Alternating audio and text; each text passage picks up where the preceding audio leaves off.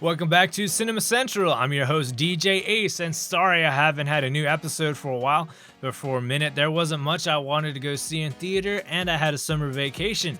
But I'm back now, and it's time to talk about the newest film by director Quentin Tarantino, Once Upon a Time in Hollywood, starring Leonardo DiCaprio and Brad Pitt. And I'm going to switch things up and make this a non-spoiler review because I want you to enjoy this film should you decide to go and see it. Tarantino is back for his 9th film in another history-bending epic set during the golden age of Hollywood in 1969. And I do mean epic because this movie has a runtime of 2 hours and 41 minutes. But when has Tarantino ever made a short film? I mean, let's be honest, it's his 9th movie, and I think his fan base should just expect this from his movies by now. But enough about the runtime because it didn't bother me so much because I enjoyed almost every minute of this movie. The film is a departure from a traditional Tarantino film, as most of the film is pretty laid back and you're just along for the ride. He really moves the focus to the character arcs of our two main characters, Rick Dalton, played by Leonardo DiCaprio, and Cliff Booth, played by Brad Pitt, who I must say do a fantastic job in this movie. If you have seen the trailer, then you already know what's going on. Rick Dalton is a somewhat washed out actor, and Cliff Booth is his stunt double, and they are also best buds.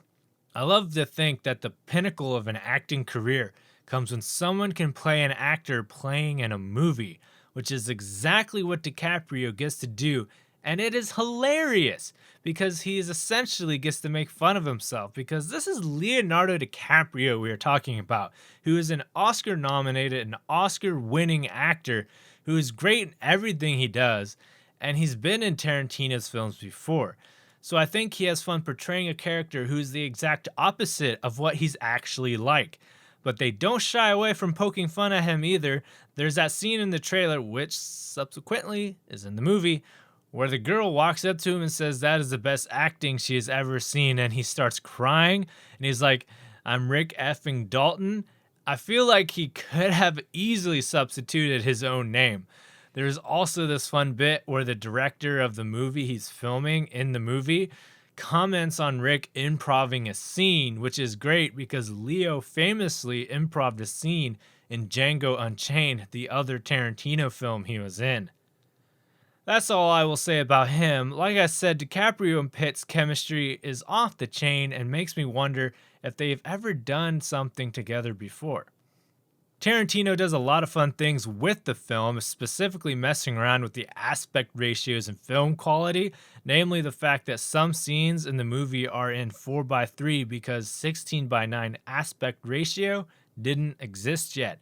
The other thing about watching this film is that you really need to pay attention to every small detail and conversation because it all culminates in some way at the end of the film. Now, as I said before, this is another Tarantino alternate history film, so you may be asking, what history? Well, for that, you may have to do some reading/research because I think watching the movie with the proper historical context makes a world of difference. I regrettably did not read up on it beforehand, so I think I would like to watch it again now that I know more details. So this is not a spoiler for the movie because it's the historical backdrop of the film. In August of 1969, 3 members of the cult, the Manson family, broke into the house of actress Sharon Tate on Celio Drive and gruesomely murdered her and her 4 other house guests. Sharon Tate, of course, is played by actress Margot Robbie in the film. The murders were carried out under the order of Charles Manson and his right-hand man named Tex and 3 other women from the cult from Span Ranch. So those are the grisly details you should know going into this movie to fully appreciate what is going on.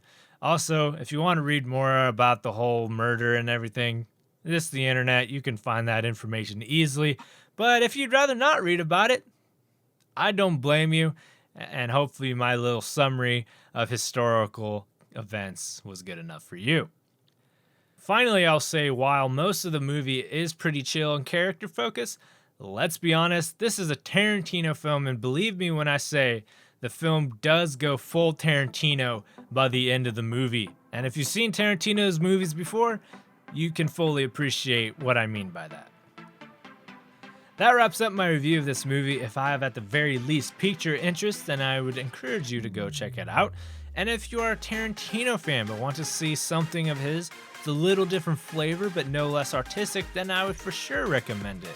And even if you're not a Tarantino fan and you haven't seen any of Tarantino's other movies, I would recommend this is a great Tarantino film to start with, actually. It is a lot more low-key compared to a lot of his other movies, so I think it's a good springing board if you want to get into more Tarantino stuff. Otherwise, this is a great character-driven film with 2 great leads and one heck of a finale. Until next time, thanks for listening to Cinema Central, and if you want to hear my thoughts on some of the news out of Comic-Con this past week, then head over to my Facebook page at Ace Cinema Central, and I'll catch you on the next one. Booyah!